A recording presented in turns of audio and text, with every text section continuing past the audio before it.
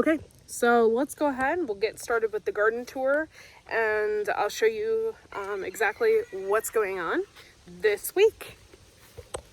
Over here, we're going to harvest our onions. Our onions aren't doing so hot.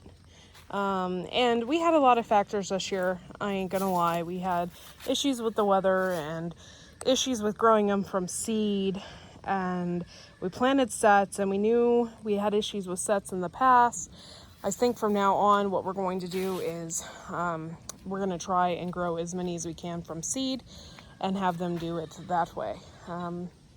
We just have to get the right rhythm down, I guess you would say. Moving on over here is pumpkins. We have tons of pumpkins. I sprayed these down with garlic spray last night. We did get a rain, so I'm probably gonna have to spray them again. But I have pumpkins. Look guys, there's one right there. This is my colander test. I put a pumpkin in a colander to see if it gets more air or whatever, more circulation around the bottom. I do have a pumpkin way over here in the distance. You can see that right there.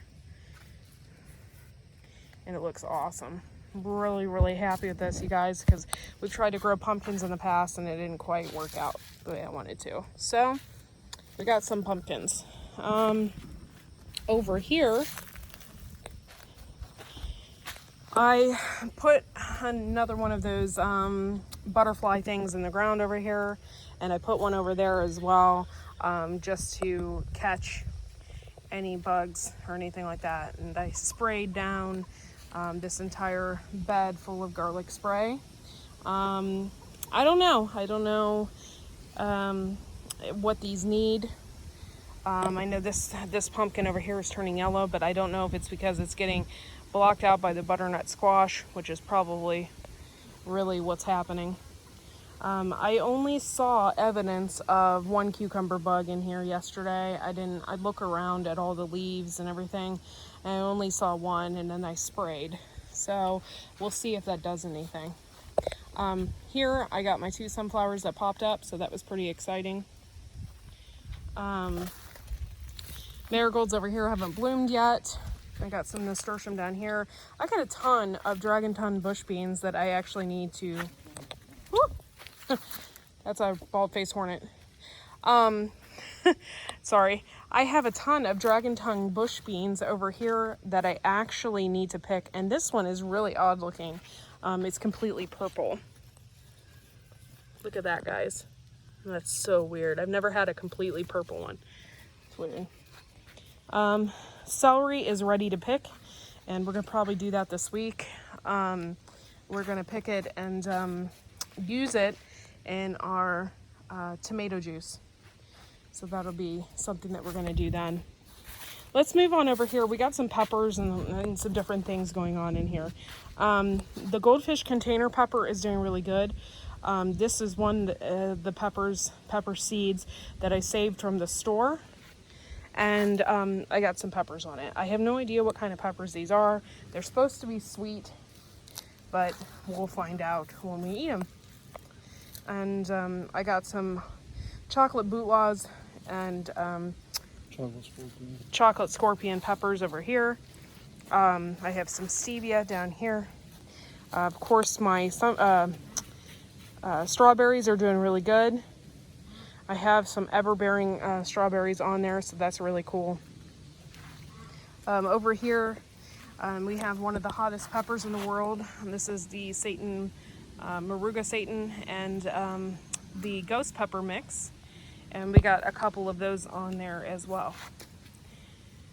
So it's super exciting to see that, and especially after we thought we were going to lose everything. So, yeah, super cool. Over here we have Isis candy. That's what this is called.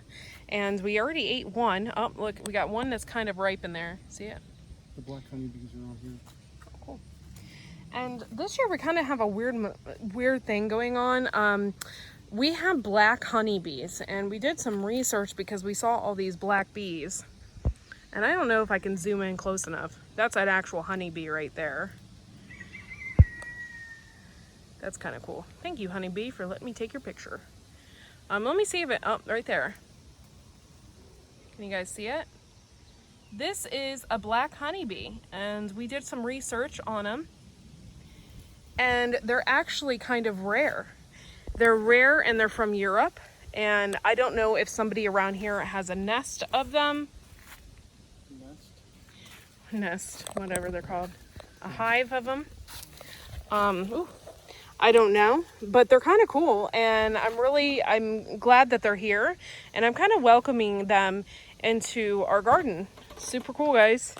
Super cool. And I always enjoy the honeybee. I always respect the honeybees. Look at that. Super cool, guys. Try not to get stung in the process. But yeah, they're only into the flowers. They're not really into stinging as much. Okay, so yesterday I was out here. You have to really come out here and pick every day the chamomile. So we've been canning a lot. So I've been trying to come out here almost every day and pick the chamomile. Calendula is going crazy as well. And this lovage is getting huge. I think I'm going to have to harvest it because it's getting so big. I also have my basil and everything else. It's doing really well, and I need to harvest that as well. So this herb bed is actually doing way better than what I expected. So, like I said, we have Isis candy over here. It's a cherry tomato. And then going down this lane over here, I have tons of peppers, and they're doing absolutely lovely. I was not expecting this, guys. I really thought that they were going to die. And here they are, shooting up, getting big. These are King of the North peppers over here. I have some mini bells, and they're starting to get little bell peppers on them as well. You can see here one right there. But yeah, so they're really coming alive, and everything's looking really good. Really, really good. Super excited about it. And like I said, you always get surprised when you grow something you think it's going to die, and then all of a sudden it pops up and it starts doing really well. I have Tabasco peppers hanging here. I have cayenne peppers hanging here. The Tabasco peppers are right in there. You can kind of see them forming. And of course I have the cayenne, which I plan on using for spices and different types of things as well. These are ground cherries that are kind of taking over my peppers. And they're all living in harmony in here. So I'm not going to clip back anything as of yet. I also have some cayenne down in there. And these are Liza peppers. I believe I got these from the Tinker's Wife. And those are doing lovely as well.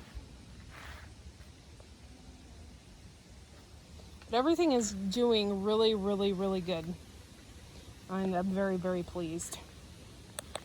Let's go down and I'll show you what else we got cooking. Or what else we got going on in the garden.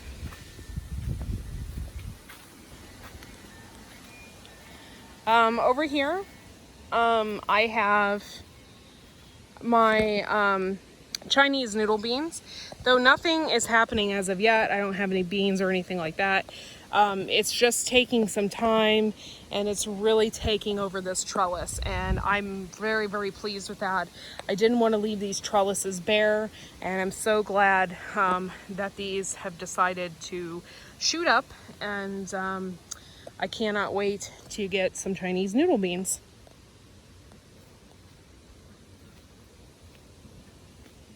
I got a lot of things going on in here and some things I need to clean up. I planted some carrots in here, and I need to weed some of them out and thin them out. I got a whole clump right here all together. It rained right after I planted them, and yeah, it was very interesting. I still have my hot pink Swiss chard, yeah, here's another big clump of carrots I need to thin out as well. Brussels sprouts. I don't know if these will do anything this year, guys. I was very ignorant on the Brussels sprouts, and I didn't know you had to clip down the leaves. We'll see if they grow. I clipped them back, And hopefully I get some Brussels sprouts off of these. If I don't, then I know exactly what to do next year. You live and you learn, I guess. Moving on through here, this is a Zucca gourd. This Zucca gourd is absolutely beautiful. It's taking over the garden. We have tons of gourds coming off of it, and I cannot wait to get some big ones off of this plant. It's going to be awesome. We have a lot of volunteer tomato plants this year. These, I believe, are volunteer Amish paste. You can see some here as well. Over here, I have another volunteer plants.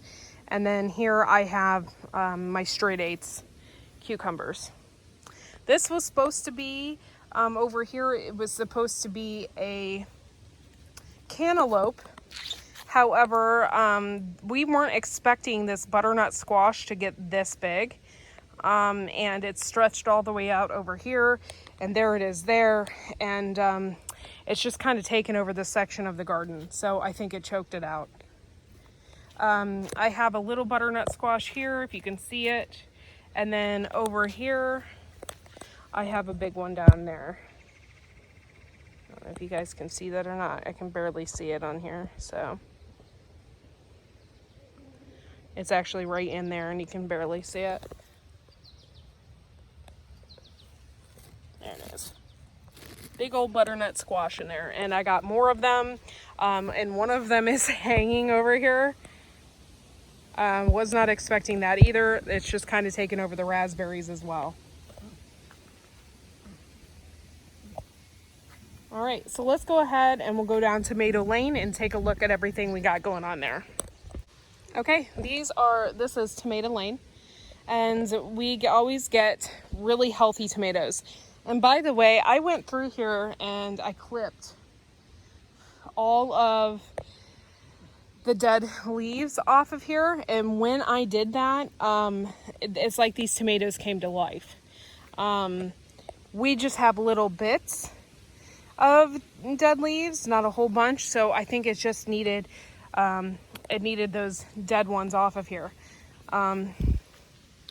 This is Amish paste, and these get huge, probably about the size of a softball typically. So we got those going on here, and the plants are obviously huge. Like I said, we get about 12-foot tall tomato plants in through here. Over here, we planted Abe Lincolns, Cherokee Purples, and we planted Kellogg's Breakfast. And Kellogg's Breakfast is one of our favorite tomatoes. We rant and rave about that. And there is a Kellogg's Breakfast right there. It's just not ripe yet. And then over here we have different types as well. I believe we have Mortgage Lifter over there, as well as Bonnie's Best. But these are all a whole row of Amish paste because we plan on making a ton of paste related things. So yeah, they're doing really, really, really well. Let's go over and I'll show you the other tomatoes that we got going on in the garden. For those of you that are wondering, I planted those beans. They were the red fire or bush beans, and they're kind of like dragon tongue. I planted those in here and they're doing absolutely wonderful. And there's one there, and then I got them all along in here too. So I got a lot of beans growing, and they're doing really great. This is a volunteer tomato plant here. So moving on down, these are Bonnie's Best, and I believe this is a beefsteak. That's freaking huge. These are all Baker Creek. We're huge Baker Creek fans. And yeah, we're actually, I need to clip some of these back. I don't think I did it. I need to clip some of their leaves. They kind of got a blight on them from the weather. But here is another absolutely huge tomato here. Look at that, guys.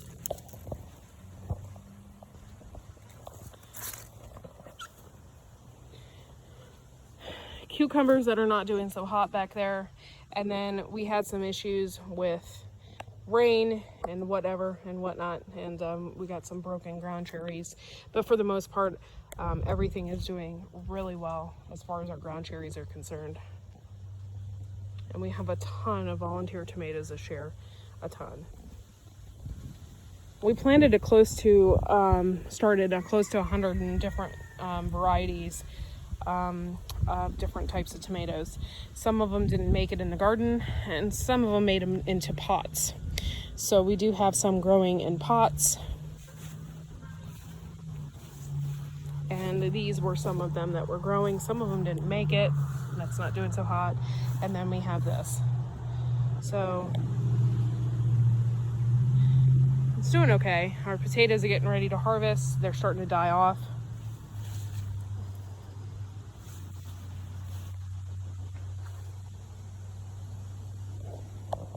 Okay, so I'm in the middle of my garden today because what I am doing is assessing our situation out here. For weeks now, we have been using an organic method of pesticide. So I made a video about it. I've been using chives and making it into a tea and spraying it on my cucumbers and other plants. So let's assess the situation and see exactly where we stand as far as bugs are concerned. Okay, so what I'm doing is looking. I mean, I do have some rot, leaves issues right here, but I don't believe that's because of bugs. And every day the leaves are starting to turn yellow, and I was told that that happens when cucumber plant goes into maturity. Their leaves start to turn yellow. So I've been out here anytime I see any type of bug activity or see cucumber bugs or anything like that, I come out here with my spray. Oh, hummingbird action. That was kind of cool. There was a hummingbird right in there, like so close to me. That was crazy. But every time I see any kind of bug action, I come in here and I spray. And I spray with the chive tea. And then recently we had a ton of garlic that we pulled from the garden. So I had a couple cloves of garlic and I made my own tea, and I've been spraying it on here as well. And so far, I don't have near as many bugs as I did last year. I wouldn't say that it's a foolproof thing, but what I will say is that it has kept them down tremendously. Last year, it seems as if we were infested, and this year we hardly have any. And I've seen maybe 2 throughout the whole thing. Now, I'm not going to leave it up just to spraying my chives with the chives and spraying with the garlic. I would say that it has to do with the nasturtium as well. Planting the nasturtium here and doing the companion gardening probably really worked a lot in my favor as well. Over here, we had some issues too. This is straight apes. I got it from Walmart, and I had some issues too with the leaves at first, but then I started spraying it and bam, it shot up, and it's actually doing really well. So, I mean, that's pretty much what I got going on, guys, and I'm really kind of happy with the results. Now, I did see in this Zucca gourd here, yesterday I saw some squash bugs, stuff like that, and I did spray with garlic. But what I also did is last year I bought these little traps here, and it's already got a few bugs on them. But I bought these little traps, and these are supposed to help with the cucumber bugs, and it's supposed to help with the squash bugs. They get attracted to the yellow. So I put those in there as well. And I actually see a cucumber bug right there. And you can see. But you guys, it's not near as bad as what it was last year. I'm going to tell you that. What is that? I don't know what that is. I don't want to squish it and hurt myself. Okay, so The chive spray, the garlic spray, did it work? I would say yes, it did work. However, is it a foolproof plan? Does it work like Seven Dust or, you know, something else that you probably wouldn't want to put on your garden? No, it's not going to kill everything. It's just going to deter and deflect bugs from your plants. And that was basically the whole point. So now I'm going to flip it over here to my husband. He is so excited to announce he's got a tomato. What kind is that, Cherokee? Cherokee purple. Not very big, but it's ready to Look eat. at that, guys. He's going to make a tomato sandwich. So he's pretty excited about that. But yeah, our garden is full of surprises. As of the 1st of August here, we, did a lot of different things this year. And so a lot of things weren't up to our standards. But for the most part, it still thrived. Even though we had horrible weather, and then it got hot and it got cool. And even today, like for August 1st, it is pretty cool out here. It's hot, but it's not near as hot as what it can be for summertime. I'd like to thank each and every one of you for coming along with me and joining me in the garden. We have more videos coming out, and we look forward to seeing you in our lives, and we will see you all next time. Don't forget to like and subscribe. See you next video.